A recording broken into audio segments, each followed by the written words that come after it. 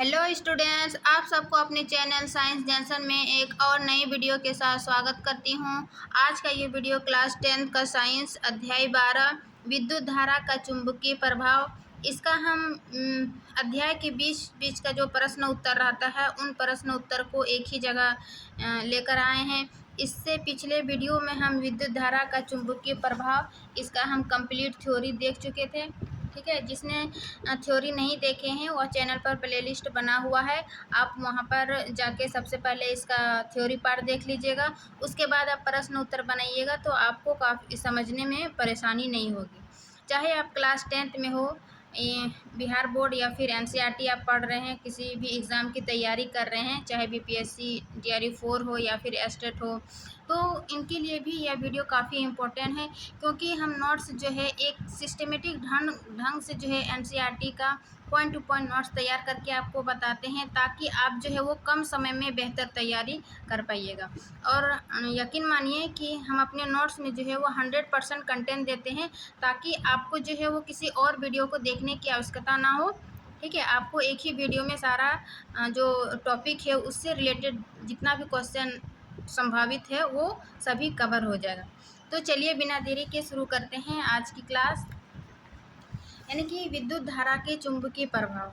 ठीक है, इसके बीच बीच में जो अध्याय के बीच प्रश्न है, जैसे पेज नंबर है 250, इसका सबसे फर्स्ट पॉइंट क्वेश्चन है कि चुंबक के निकट लाने पर दिक् सूचक की सुई विक्षेपित हो जाती है, क्यों? है ना, प्रश्न है कि चुंबक के निकट लाने पर कोई दिक् सूचक जो है वो विक्षेपित हो जाती है। पूछ रहे क्यों विक्षेपित हो जाती है। तो इसका हम थ्योरी पार्ट में बताए थे कि विद्युत धारा का जब चुंबकीय प्रेरण हो रहा था, ठीक है, तब उसमें ये क्रियाकलाप बताए थे कि ये क्षण चुंबक है और ये कुंडली है। जब ये क्षण किसी परिवर्ती चुंबकीय के कारण इस कुंडली में धारा प्रभावित होती है, तो यहाँ पर एक गैल्वेनोमीटर रखते हैं और ये विक्षेपित हो जाती है। इससे यह पता चलता है कि इसमें जो है विद्युत धारा की उपस्थिति को बताता है। जब ये विक्षेपित हो जाती है तो इससे पता चलता है कि इसमें विद्युत धारा प्रभावित हो रही है। ठीक है ना, उसी को यहाँ पर बताना है कि प्रश्न 1 की चुंबक के निकट लाने पर दिक् सूचक की सुई जो है विक्षेपित क्यों हो जाती है। ठीक है ना, तो इसका आंसर दीजिएगा कि चूंकि दिक् सूचक की सुई जो है वो एक छोटे क्षण चुंबक की तरह है, ठीक है, जिसमें उत्तर तथा दक्षिण ध्रुव होते हैं। ध्रुव 2 है तो उत्तर तथा दक्षिण। ठीक है, इसलिए दिक् सूचक की सुई जो है वो चुंबक के निकट लाने पर आकर्षण तथा प्रतिकर्षण के कारण जो है विक्षेपित हो जाती है। ठीक है ना, जब वो दिक् सूचक चुंबक के निकट लाएंगे तो वो आकर्षण या फिर प्रतिकर्षण होगा, जिससे वो क्या होगा, विक्षेपित हो जाती है। क्योंकि समान ध्रुवों में प्रतिकर्षण होता है। ठीक है, बताए थे कि समान ध्रुव यानी कि नॉर्थ नॉर्थ रहेगा तो ये क्या हो जाएगा, प्रतिकर्षण हो जाएगा। और यदि नॉर्थ साउथ रहेगा, है ना, और समान ध्रुवों के बीच क्या होगा, आकर्षण होगा, है ना। तो यहाँ पर वही बताना था। ठीक है, अब नेक्स्ट पेज नंबर 215 का एक ही प्रश्न था। अब नेक्स्ट पेज में देखते हैं। Next page 255। ठीक है ना, 3 क्वेश्चन है। प्रश्न 1 है कि किसी क्षण चुंबक के चारों ओर चुंबकीय क्षेत्र रेखाएं खींचिए, यानी कि क्षण चुंबक के चारों ओर चुंबकीय क्षेत्र रेखा खींचिए। ठीक है ना, तो यहाँ पर देखिए क्षण चुंबक जो है चुंबकीय क्षेत्र रेखा जो एक दिशा सूचक बताए थे और दूसरा क्षण चुंबक। तो क्षण चुंबक के चारों ओर देखिए क्या बोल रहा है, रेखा खींचिए। तो अंदर से हो जाएगा साउथ टू नॉर्थ। ठीक है ना, अंदर से ये चुंबकीय क्षेत्र कहाँ जा रहा है, साउथ टू नॉर्थ, इनसे दक्षिण से उत्तर की ओर। ठीक है, और बाहर की ओर कैसे जा रही है, नॉर्थ टू साउथ, यानी कि उत्तर से दक्षिण की ओर। तो यही चुंबकीय क्षेत्र रेखा है, ये एक बंद वक्र बनाती है। ठीक है ना, इस रेखा का भी हम गुण पढ़े थे। दूसरा प्रश्न यही है कि चुंबकीय क्षेत्र रेखा के गुणों की सूची बनाइए। यही जो चुंबकीय क्षेत्र रेखाएं खींचे क्षण चुंबक में, इस रेखा की क्या क्या गुण है वो बताना है। ठीक है ना, देखिए इस रेखा में हम बताए थे कि चुंबकीय क्षेत्र रेखा की विशेषताएं या फिर गुण, इसका 3 गुण याद रखिएगा। नंबर 1 क्या है कि क्षेत्रीय रेखाएं उत्तरी ध्रुव से प्रकट होती है तथा दक्षिण ध्रुव पर विलीन हो जाती है। उत्तरी ध्रुव पर, यहाँ क्या बताए थे देखिए, उत्तरी ध्रुव पर प्रकट होती है और दक्षिणी ध्रुव पर विलीन हो जाती है। मीन्स यहाँ से ये निकलती है और यहाँ पर ये बंद हो जाती है ना, बाहर की ओर। ये इसका पहला गुण था। दूसरा गुण क्या था कि क्षेत्र रेखाएं बंद वक्र बनाती, वक्र देखिए, ये क्षेत्र रेखाएं क्या है, एक बंद वक्र बनाती है। प्रत्येक रेखा जो है एक बंद, ये भी रेखा जो निकल रही ये भी आगे चलकर क्या एक बंद वक्र बनाएगी, ठीक है ना। ये इसका दूसरा गुण था। अब तीसरा गुण क्या है कि दो रेखाएं कभी भी एक दूसरे को प्रतिच्छेद नहीं करती है, क्योंकि यदि वे प्रतिच्छेद करती है तो इसका अर्थ है कि एक बिंदु पर दो दिशाएं, मतलब दो दिशाएं हो जाएगा, जो कि संभव नहीं है, ठीक है। तीसरा प्रश्न भी यही है कि दो चुंबकीय क्षेत्र रेखाएं एक दूसरे को प्रतिच्छेद क्यों नहीं करती। इसके गुण से कि दो रेखाएं कभी भी एक दूसरे को प्रतिच्छेद नहीं करती है, क्योंकि यदि वे प्रतिच्छेद करती है तो इसका अर्थ है कि एक बिंदु पर दो दिशाएं होगा, जो कि संभव नहीं है। क्योंकि देखिए ये रेखा जो एक दूसरे को कभी नहीं काटता, यदि इधर से आएगा तो ये बीच से ऐसे निकल के तो नहीं काटेगा, वो हमेशा क्या साउथ टू नॉर्थ जाएगा, ठीक है, और बाहर नॉर्थ टू साउथ जाएगा। तो ये रेखा जो एक दूसरे को नहीं काटती है, क्योंकि यदि ऐसा होगा तो ये इसके नॉर्थ और साउथ तो दो ध्रुव है, लेकिन यहाँ पर यदि कटता है तो दो दिशा हो जाएगा, जो कि संभव नहीं है, ठीक है ना। उसी का ये एक्सप्लेन करना है। तो ये क्षण चुंबक से 3 प्रश्न था, ठीक है, कि उसके चारों ओर क्षेत्र रेखाएं खींचिए, उसका गुण बताइए, और ये दो रेखा जो है एक दूसरे को प्रतिच्छेद क्यों नहीं करती है, ठीक है ना। अब नेक्स्ट पेज का प्रश्न देखते हैं 256 का।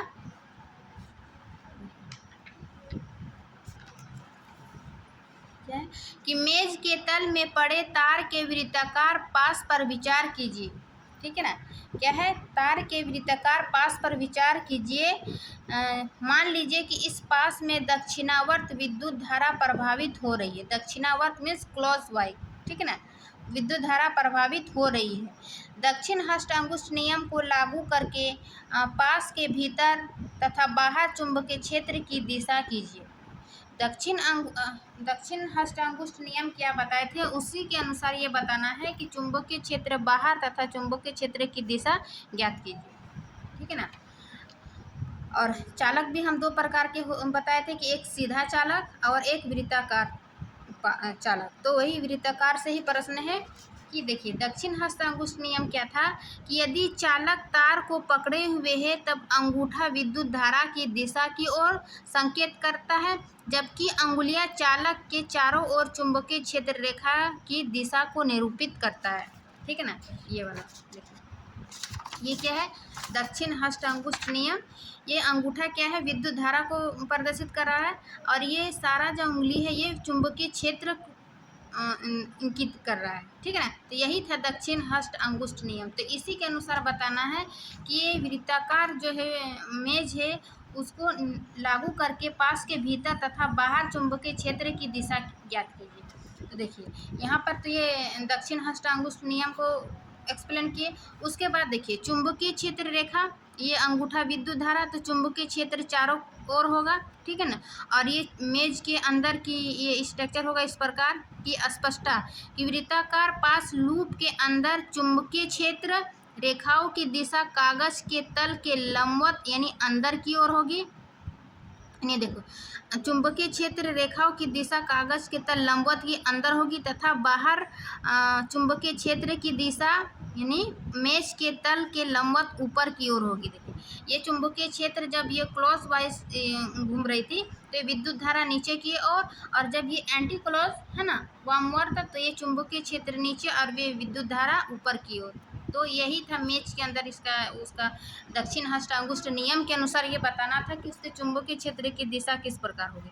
तो ये जब दिशा यानी कि चेंज होता है तो उसकी विद्युत धारा और चुंबकीय क्षेत्र की दिशा भी चेंज हो जाती है, ठीक है ना। तो ये इसका स्पष्टीकरण है। फिर है इसका 257 का ही दूसरा प्रश्न। किसी दिए गए क्षेत्र में चुंबकीय क्षेत्र एक समान है, ठीक है ना। दिए गए चुंबकीय क्षेत्र में चुंबकीय क्षेत्र क्या है, एक समान है। इसे निरूपित करने के लिए एक आरेख खींचिए, है ना, कि चुंबकीय क्षेत्र एक समान है, इसको निरूपित करने के लिए एक आरेख खींचिए। तो देखिए, चुंबकीय क्षेत्र, एक समान चुंबकीय क्षेत्र की रेखाएं किस प्रकार होगी, इस प्रकार हम आरेख खींचते हैं। तो इससे क्या है कि एक समान चुंबकीय क्षेत्र जो है वो परस्पर समान और बराबर दूरी वाले चुंबकीय क्षेत्र रेखाओं द्वारा प्रदर्शित किए जाते हैं, जैसा कि निम्न चित्र में दर्शाया गया। यानी कि एक समान परस्पर और एक दूसरे के बराबर दूरी पर चुंबकीय क्षेत्र रेखा प्रदर्शित करता है जब ये एक समान चुंबकीय क्षेत्र रेखाएं खींचते हैं तो, ठीक है ना। ये इसका आंसर था।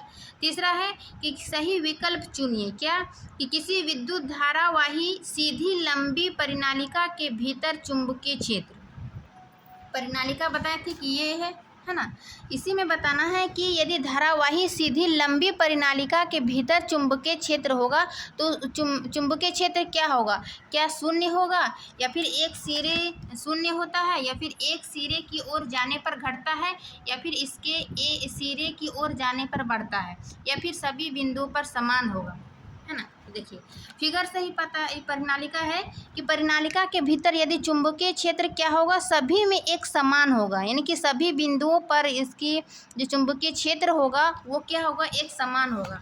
तो इसका 3 का हो जाएगा डी, यानी सभी बिंदुओं पर समान होगा, ठीक है ना। हम यहाँ पर भी लिख दें कि 3 का डी सभी बिंदुओं पर समान होता है, ठीक है ना। अब नेक्स्ट पेज का प्रश्न देखते हैं,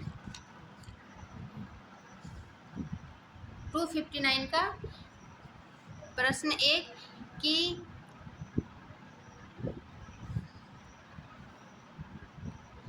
किसी प्रोटॉन का निम्नलिखित में कौन सा गुण किसी चुंबकीय क्षेत्र में मुक्त गति करते समय परिवर्तित हो जाता है। यहाँ एक से अधिक सही उत्तर हो सकते हैं, यानी कि ऑप्शन दिया हुआ है द्रव्यमान, चाल, वेग और संवेग। यहाँ पर ये बताना है कि किसी प्रोटॉन का निम्नलिखित में से कौन सा गुण किसी चुंबकीय क्षेत्र में मुक्त गति करते समय परिवर्तित हो जाता है, ठीक है ना। तो इसका आंसर होगा कि वेग तथा संवेग, है ना, वेग तथा संवेग। क्यों वेग तथा संवेग होगा, क्योंकि वेग तथा संवेग में परिवर्तन होगा, क्योंकि प्रोटॉन धनावेशित होता है, ठीक है ना। प्रोटॉन क्या होता है, वो धनावेशित होता है, जिन पर चुंबकीय क्षेत्र के कारण बल लगेगा, है ना। इस पर क्या होगा, चुंबकीय क्षेत्र के कारण बल लगेगा और इसकी दिशा बदल जाएगी। जब इस पर ये बल लगेगी, है ना, तो इसकी दिशा जो है वो बदल जाएगी। चूंकि गति की दिशा परिवर्तित होने पर वेग बदलता है ना। ये क्या है कि गति की दिशा जब परिवर्तित होता है, चेंज होता है, तो इसका वेग भी बदल जाता है, तथा वेग बदलने पर संवेग, गति की दिशा बदलेगी तो वेग बदलेगी और वेग बदलने से संवेग बदलता है, परंतु इसके द्रव्यमान और चाल अपरिवर्तित रहता है। मीन्स इसके द्रव्यमान और चाल में कोई भी चेंज नहीं होगा, नहीं बदलती है। गति, वेग और संवेग बदलती है, बल्कि द्रव्यमान और चाल जो है वो अपरिवर्तित रहती है, मीन्स नहीं चेंज होती है। तो यहाँ पर भी वही था कि किसी प्रोटॉन निम्नलिखित में से कौन सा गुण किसी चुंबकीय क्षेत्र में मुक्त गति करते समय परिवर्तित हो जाएगा, तो इसमें हो जाएगा वेग और संवेग, ठीक है ना। उसका एक्सप्लेन भी है ना, व्याख्या भी हो गया कि क्यों, क्योंकि उसके द्रव्यमान और चाल जो है वो चेंज नहीं होती, वो अपरिवर्तित रहते हैं, ठीक है ना। फिर है प्रश्न नंबर 2 कि क्रियाकलाप 13.7 में, है ना, हमारे विचार से क्षण ए बी का विस्थापन किस प्रकार प्रभावित होगा यदि, यानी कि कंडीशन दे दिया ए बी एक क्षण है तो विस्थापन किस प्रकार होगा। नंबर 1 कि क्षण ए बी में प्रभावित विद्युत धारा में वृद्धि हो जाए, या फिर अधिक प्रबल नाल चुंबकीय क्षेत्र किया जाए और क्षण ए बी की लंबाई में वृद्धि कर दी जाए, ठीक है ना। तो देखिए, एक पहले हम फॉर्मूला लिखेंगे कि चूंकि ये बल है F, यानी कि चुंबकीय क्षेत्र में धारावाही चालक पर लगने वाला बल, ये किसको दर्शाएंगे, F से, और ये क्या है, चुंबकीय क्षेत्र, और I क्या है, विद्युत धारा, और L क्या है, चालक पर छड़ की लंबाई, ठीक है ना। तो चूंकि ये तीनों कंडीशन पूछा है कि विद्युत क्षेत्र और विद्युत धारा, है ना, विद्युत धारा में वृद्धि करेंगे तो ए बी की लंबाई में क्या होगा, अधिक प्रबल नाल चुंबकीय प्रयोग किया जाए और क्षण ए बी की लंबाई वृद्धि कर दी जाए, तो इन तीनों में क्या प्रभावित होगा, ठीक है ना, उसको बताना है। तो देखिए, सबसे पहले हम ये फॉर्मूला होता है चूंकि बल गुना ये चुंबकीय क्षेत्र गुना विद्युत धारा गुनी लंबाई। अब 1 नंबर क्या है कि यदि बल, है ना, चूँकि बल समानुपाती होता है विद्युत धारा का, ठीक है ना। तो ये चूँकि इसलिए क्या होगा, छड़ AB के विस्थापन में वृद्धि होगी। देखिए, यदि हम विद्युत धारा बढ़ा रही है, यहाँ पे विद्युत धारा में वृद्धि हो रहा है, तो जब विद्युत धारा में वृद्धि हो रही है तो ये F यानी कि AB, F क्या था, बल है, तो छड़ AB के विस्थापन में भी वृद्धि होगी, क्योंकि ये दोनों की क्या है, समानुपाती है। यदि धारा बढ़ेगी तो AB की F भी बढ़ेगी, F बढ़ेगी तो धारा भी बढ़ेगी, है ना। ये एक दूसरे से समानुपाती है। तो 1 नंबर का यही होगा कि यदि छड़ AB में प्रभावित धारा में वृद्धि कर दी जाती है तो ये छड़ AB के विस्थापन में भी जो है वृद्धि होगी, ठीक है। दूसरा नंबर है कि अधिक प्रबल नाल चुंबकीय प्रयोग किया जाए। चुंबकीय बल को चुंबकीय क्षेत्र, तो F जो समानुपाती B होता है, तो इसीलिए क्या होगा कि प्रबल नाल चुंबक द्वारा प्रबल चुंबकीय क्षेत्र उत्पन्न होगा, इसलिए छड़ AB के विस्थापन में भी वृद्धि होगा। देखिए, ये भी है कि ये जब चुंबकीय क्षेत्र बढ़ेगी तो ये भी AB की विस्थापन में वृद्धि होगी, क्योंकि ये क्या है, समानुपाती है, तो इसका भी विस्थापन में क्या होगा, वृद्धि होगा। तीसरा क्या है कि छड़ AB की लंबाई में वृद्धि कर दी जाए। यदि लंबाई में भी वृद्धि कर दी जाए तो इसके विस्थापन में भी क्या होगा, वृद्धि होगा। अतः प्रत्येक स्थिति में छड़ AB का विस्थापन जो है वो बढ़ेगा, है ना। प्रत्येक स्थिति में क्या देखें, चूंकि ये तीनों जो है वो एक दूसरे के समानुपाती होता है, यदि एक को बढ़ाएंगे तो दूसरी भी बढ़ेगी, ठीक है ना। इसी के अनुसार जो है प्रत्येक स्थिति में छड़ AB का विस्थापन में वृद्धि होती है, ठीक है ना। तो ये इसका एक्सप्लेनेशन था प्रश्न नंबर 2 का। अब 3 देखते हैं कि पश्चिम की ओर प्रक्षेपित कोई धनावेशित कण यानी कि अल्फा कण, पश्चिम की ओर कोई धनावेशित कण किसी चुंबकीय क्षेत्र द्वारा उत्तर की ओर विक्षेपित हो जाता है ना। बोल रहा है कि ये पश्चिम और ये उत्तर की ओर विक्षेपित हो जाता है, तो चुंबकीय क्षेत्र की दिशा किस प्रकार का होगा, है ना। तो चुंबकीय क्षेत्र जो है वो ऊपरी दिशा में होगा, है ना। तो इसका आंसर हो जाएगा 3 का D, ऊपरी मुखी, ठीक है। अब पेज नंबर नेक्स्ट हम देखते हैं, पेज नंबर 61 क्या है कि फ्लेमिंग का वाम हस्त नियम लिखिए। फ्लेमिंग का वाम हस्त हम नियम में क्या बताए थे,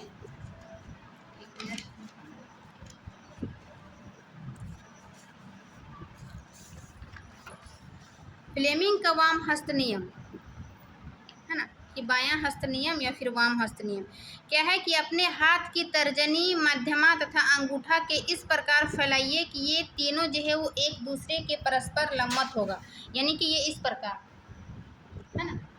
ये क्या होगा, तीनों एक दूसरे से लंबवत। यदि अंगूठा, तर्जनी और मध्यमा को इस प्रकार फैलाए कि ये तीनों जो है वो एक दूसरे से लंबवत होगा। एक मिनट इसका फिगर भी दिखा देते हैं। ये देखिए, ये अंगूठा, तर्जनी और मध्यमा को फैलाए तो क्या होगा, तीनों एक दूसरे से लंबवत होगा। और यदि तर्जनी चुंबकीय क्षेत्र, ये हो जाएगा तर्जनी चुंबकीय क्षेत्र की दिशा, और ये मध्यमा क्या होता है, मध्यमा चालक में विद्युत धारा की दिशा को संकेत करेगी, तो ये अंगूठा जो है वो गति की दिशा या फिर बल की ओर संकेत करेगा, ठीक है ना। यही था फ्लेमिंग का बायां हस्त नियम, तो उसी को एक्सप्लेन करना था, ठीक है ना। प्रश्न नंबर 1 में ये लिख देना है, फ्लेमिंग का बायां हस्त नियम, ठीक। अब दूसरा प्रश्न है कि विद्युत मोटर का क्या सिद्धांत है, ठीक है ना। विद्युत मोटर, तो विद्युत मोटर और जनरेटर बताए थे, इसका सिद्धांत क्या है। देखिए, विद्युत मोटर सबसे पहले क्या है कि यह एक ऐसी युक्ति है जो विद्युत ऊर्जा को यांत्रिक ऊर्जा में बदलती है, ठीक है ना। इसका सिद्धांत यानी ये किस सिद्धांत पर कार्य करता है, तो यह विद्युत धारा के चुंबकीय प्रभाव पर आधारित है, ठीक है ना। विद्युत मोटर क्या है, यह विद्युत धारा के चुंबकीय प्रभाव पर आधारित है कि जब किसी धारावाही कुंडली को किसी चुंबकीय क्षेत्र में रखा जाता है, ये धारावाही कुंडली है, ये चुंबकीय क्षेत्र में रखा जाता है, तो उस पर एक बल युग्म कार्य करता है, ठीक है ना। इस बल की दिशा जो है वो फ्लेमिंग के बाएं हाथ के नियम द्वारा ज्ञात की जाती है, वही जो फ्लेमिंग के बाएं हस्त नियम बताए थे, उसी के सिद्धांत पर जो है वे विद्युत मोटर कार्य करते हैं। तो ये दो नंबर का हो गया, ठीक है ना। तीसरा नंबर है कि विद्युत मोटर में विभक्त वलय की क्या भूमिका है, ठीक है ना। इसका विद्युत मोटर का इस संरचना में देखे थे, स्ट्रक्चर में, कि ये विद्युत क्षेत्र होता है, आर्मेचर होता है, विभक्त वलय होता है। तो विभक्त वलय का क्या कार्य है? तो सबसे पहले विभक्त वलय जो है ये एक अर्धवृत्ताकार वलय होते हैं। देखिए यहाँ पर क्या लगा हुआ है, विभक्त वलय है ना, ये अर्धवृत्ताकार, ऐसे ये वृत्ताकार है, तो इस प्रकार इसकी संरचना होती है और यहाँ से ये धारावाही कुंडली लगी होती है।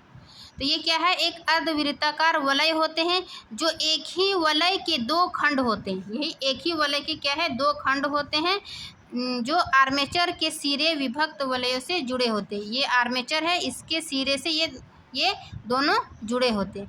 इसका क्या कार्य है, यहाँ पर बताए थे कि इसका क्या कार्य है कि जब कुंडली आधे चक्कर को पूरा कर लेती है तब, है ना, जब आधे चक्कर पूरा कर लेती तब विभक्त वलय जो है वो अपना स्थान बदल लेते हैं, है ना।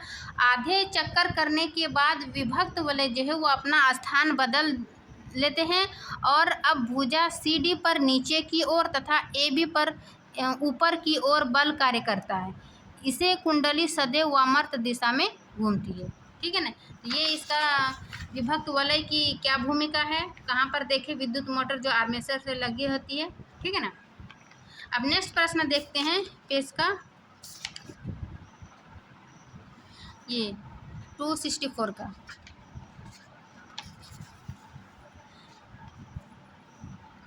क्या है, किसी कुंडली में विद्युत धारा प्रेरित करने के विभिन्न ढंग स्पष्ट कीजिए।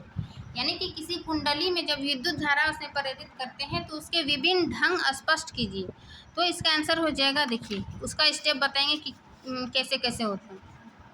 ये कि पहला नंबर है कि किसी स्थिर कुंडली के पास या उससे दूर चुंबक ले जाकर, है ना, या फिर दूसरा नंबर किसी स्थिर चुंबक के पास कुंडली लाकर या उससे दूर ले जाकर।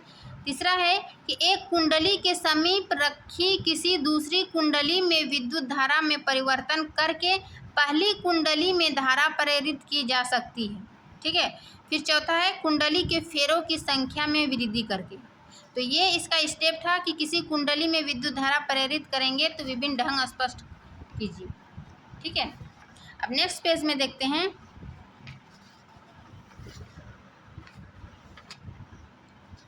ये 265 का कि विद्युत जनित्र का सिद्धांत लिखिए। अभी हम विद्युत मोटर का सिद्धांत देखें, अब हम देखेंगे विद्युत जनित्र का सिद्धांत। देखिए विद्युत जनित्र ये क्या था, ये यांत्रिक ऊर्जा को विद्युत ऊर्जा में बदलती है, जबकि मोटर क्या था, विद्युत ऊर्जा को यांत्रिक ऊर्जा में चेंज होना। तो पहला अंतर ये विद्युत जनित्र में। अब इसका सिद्धांत क्या है, देखिए सिद्धांत है ना, कितना नंबर का है ये, 1 नंबर, ठीक है ना। विद्युत सिद्धांत कि जब किसी बंद कुंडली को चुंबकीय क्षेत्र में रखकर तेजी से घुमाया जाता है तो कुंडली से गुजरने वाले चुंबकीय फलस्क जो है वो रेखाओं की संख्याओं में परिवर्तन होता है, जिसके कारण कुंडली में एक प्रेरित धारा उत्पन्न हो जाती है, ठीक है ना।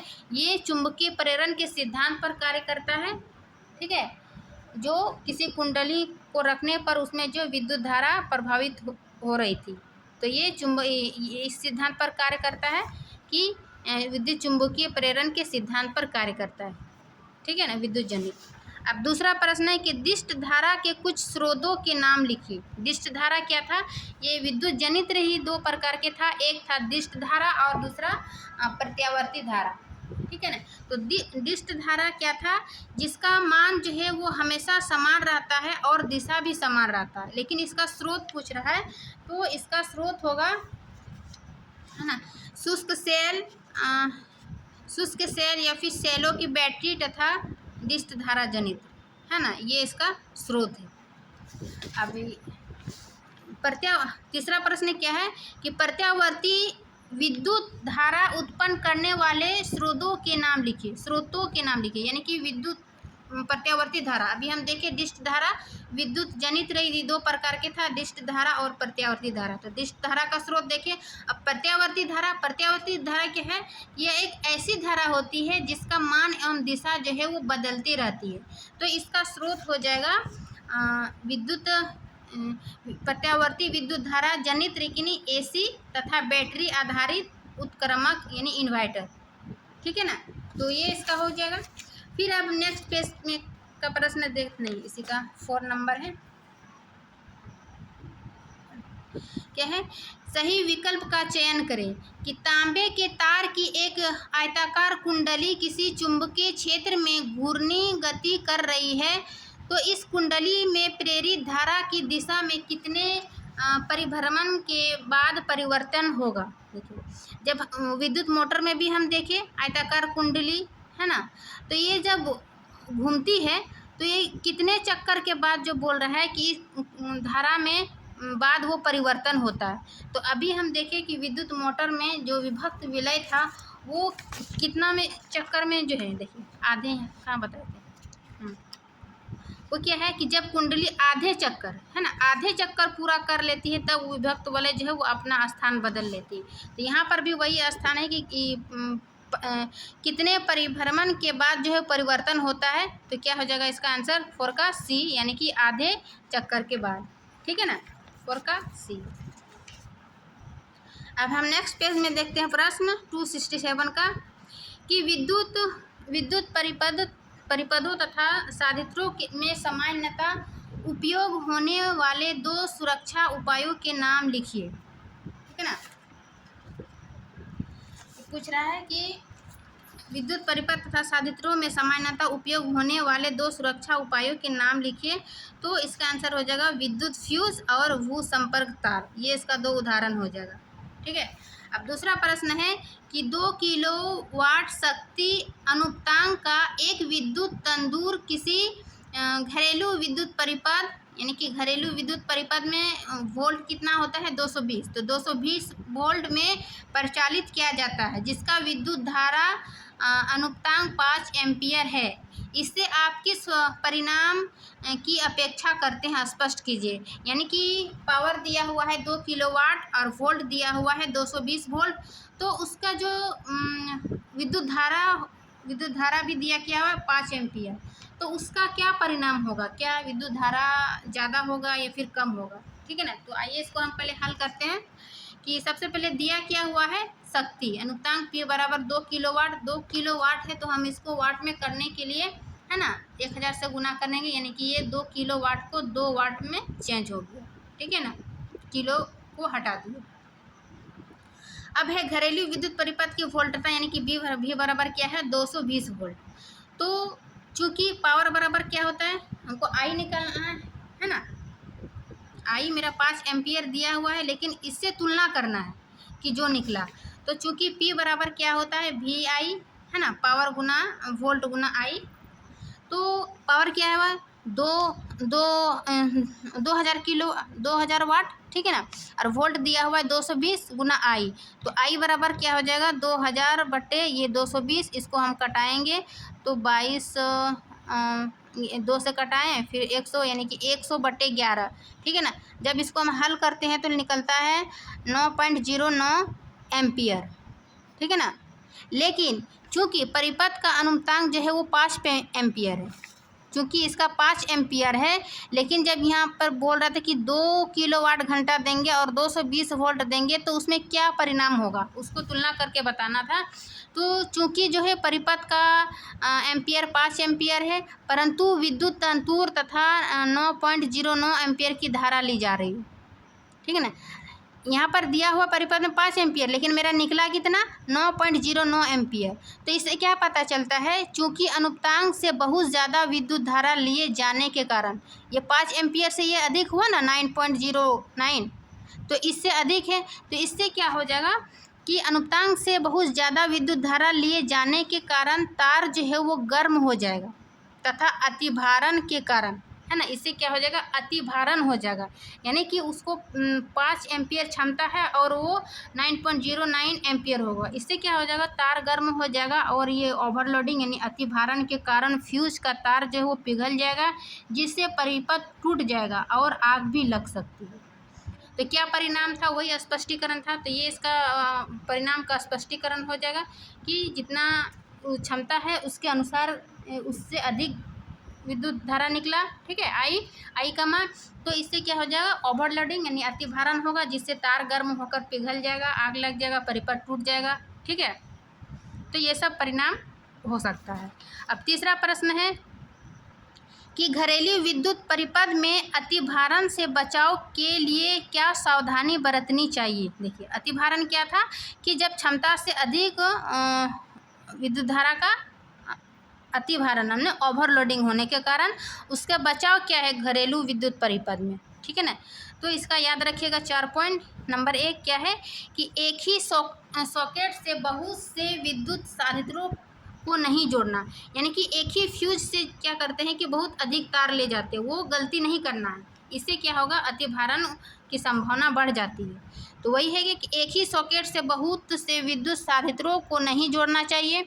दूसरा क्या है कि घरों में 2 अलग अलग परिपथों में विद्युत आपूर्ति की जानी चाहिए, यानी कि घर में जो हम परिपथ यूज़ होते हैं उसमें 2 अलग अलग आपूर्ति की जानी चाहिए। क्या कि एक 15 एम्पियर का और दूसरा 5 एम्पियर का। चूँकि 15 एम्पियर जो कि गीज़र कूलर ये सब यूज़ करते हैं ना ज़्यादा वोल्ट वाला, तो ये 15 एम्पियर वाला में गीज़र कूलर उसको जोड़ेंगे, और 5 एम्पियर वाला जैसे पंखे बल्ब ये सब। तो इस प्रकार 2 अलग अलग आपूर्ति होगा विद्युत परिपथ, तो इसमें जो है वो अतिभारण कम मतलब होने की संभावना है, ठीक है ना। फिर तीसरा नंबर है कि उचित धारा अनुपातांक वाले अलग अलग फ्यूज लगवाने चाहिए। वही कि अलग अलग परिपथ देंगे और उसमें अलग अलग फ्यूज लगाएंगे, ठीक है ना। फिर चौथा नंबर क्या है कि उत्तम गुणवत्ता वाले तार विद्युत रोधी टेप का उपयोग करना चाहिए, यानी कि निम्न क्वालिटी वाला करेंगे तो ऑटोमेटिक जो है वो विद्युत तार गर्म हो जाएगा और वो अतिभारण की संभावना बढ़ जाती है। इसीलिए तार जो है वो उच्च गुणवत्ता वाले तार का उपयोग करना चाहिए और ये विद्युत रोधी टेप का उपयोग करना चाहिए, ठीक है ना। तो ये अतिभारण को रोकने के लिए घरेलू विद्युत परिपथ में ये 4 पॉइंट याद रखिएगा, है ना, ध्यान में रखिएगा, जिससे कि घरेलू विद्युत परिपथ में अतिभारण की संभावना बहुत कम रहेगी या फिर ना के बराबर, ठीक है ना। तो ये थी मतलब अभ्यास के चैप्टर के बीच का प्रश्न। चूँकि वीडियो लंबी हो जाएगी, है ना, इसका नेक्स्ट पार्ट में हम अभ्यास के प्रश्न उत्तर को लेके आएंगे, क्योंकि देखिए अभ्यास में जो है वो 18 प्रश्न है, ठीक है ना, कुल 18, और सभी जो है वो लॉन्ग है, ऑब्जेक्टिव है। ऑब्जेक्टिव भी जब तक हम बनाएंगे नहीं तो उसमें हम टिक कैसे करेंगे, ठीक है ना। तो इसीलिए हम ये आज का वीडियो यहीं तक रहने देते हैं, यानी कि जो इसके अध्याय के बीच का प्रश्न था उन सभी प्रश्नों को हम कंप्लीट देख चुके हैं। इसके नेक्स्ट पार्ट में हम अभ्यास के प्रश्नों को देखेंगे, ठीक है ना। तो आशा करती हूँ कि आप लोग जितने भी प्रश्न करवाए हैं वो आसानी से समझ लिए गए होंगे। यदि किसी को परेशानी हुआ होगा तो अब एक बार आप थ्योरी पार्ट को जाकर ज़रूर देख लीजिए, ताकि जो आपको क्वेश्चन आंसर समझने में आसानी हो, ठीक है ना। आशा करती हूँ कि वीडियो अच्छी लगी होगी। अच्छी लगी होती लाइक एंड सब्सक्राइब ज़रूर करिए। मिलते हैं नेक्स्ट क्लास में, तब तक के लिए थैंक यू।